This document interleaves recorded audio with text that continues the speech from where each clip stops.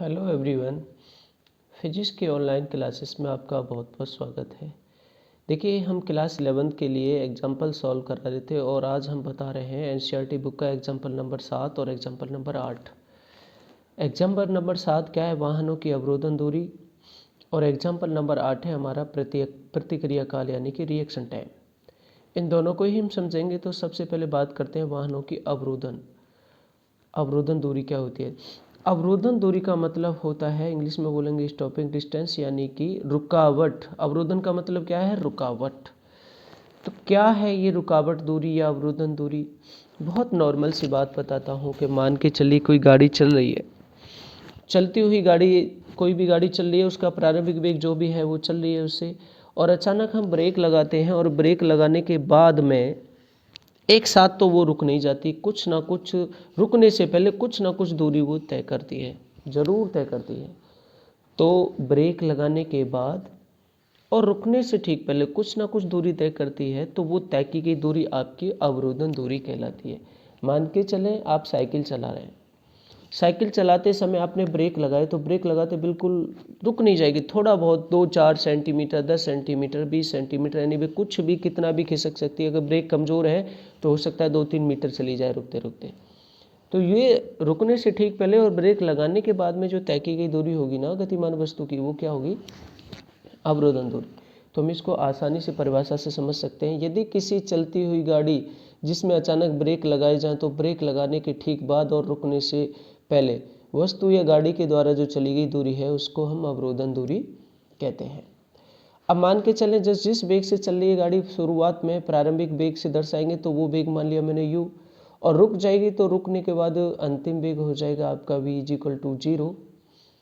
तब हमारी जो अवरोधन दूरी हम उसको s माने हैं, तो गति का तीसरा समीकरण हम प्रयोग करेंगे, v² = u² + 2as। ए उसका त्वरण होगा जिसे हम मंदन भी बोल सकते हैं, ठीक है।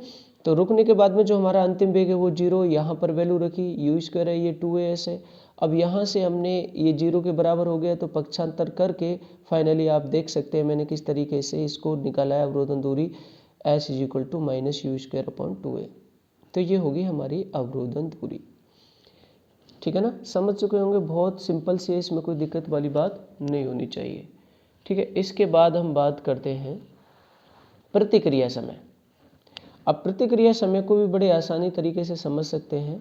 कैसे? देखिए कि आपने मान के चलें कि जैसे मेरे हाथ में ये पेंसिल लगी हुई है और इस पेंसिल को मैं अपने हाथ से पकड़े हुआ हूँ, तो प्रारंभिक वेग कितना है इसका? 0 और 0 है। और जैसे मैं इसको छोड़ूंगा और छोड़ने के बाद में दूसरे हाथ से जैसे पकड़ लूँ तो जितना समय मैं इसको पकड़ने में लेता हूँ वो प्रतिक्रिया समय हो गया। या सीधी सी सिंपली फनी रूप में आप इसको ऐसे समझ सकते हैं कि मान के चलिए आपने किसी के थप्पड़ मारा और थप्पड़ मारने के बाद में उसका रिएक्शन कितनी देर में बाद में मिलता है। वो रिएक्शन चाहे आपका थप्पड़ हो के रूप में हो या और किसी के रूप में हो या कैसे भी हो, तो वो हमारा प्रतिक्रिया समय कहलाएगा। तो मैंने अब सीधी सी बात है कि जैसे मैंने देखो क्या दे रखा है, अब यहाँ पे किसका एग्जाम्पल लेके समझाया कि जब मेरे हाथ में पेंसिल है तो प्रारंभिक वेग हुआ 0 और जैसे ही छोड़ने के बाद में उसको जितनी देर में पकड़ा वो प्रतिक्रिया समय, जो लगा समय वो प्रतिक्रिया समय हो जाएगा। तो मैंने क्या लिखा कि जब कोई भी एक्शन करते हैं तो उसका रिएक्शन जितने समय में वापस मिलता है उसे अपन प्रतिक्रिया समय कहते हैं। तो जैसे मैंने अभी आपको उदाहरण बताया कि मेरे हाथ में पेन था, उसका प्रारंभिक वेग 0 था और कुछ ना कुछ तो वो दूरी तय करेगी यहाँ तक गिरने में, तो वो चाहे भले ही कम हो, वो दूरी मैंने s माना। तब गति का हमने सेकंड समीकरण यूज किया, कौन सा? s = ut + ½ gt²। अब मैंने ये माना कि वस्तु ऊपर से नीचे गिर रही है तो गुरुत्वीय त्वरण के प्रभाव में गिर रही है, तो गुरुत्वीय त्वरण के प्रभाव में इसका जो त्वरण है वो g होगा। तो अब इसमें सेकंड इक्वेशन यूज करी है तो प्रारंभिक वेग तो अपना 0 है, तो प्रारंभिक वेग अपने यहाँ पे 0 रखेंगे, तो 0 रखने से ये पूरा पद 0 हो जाएगा।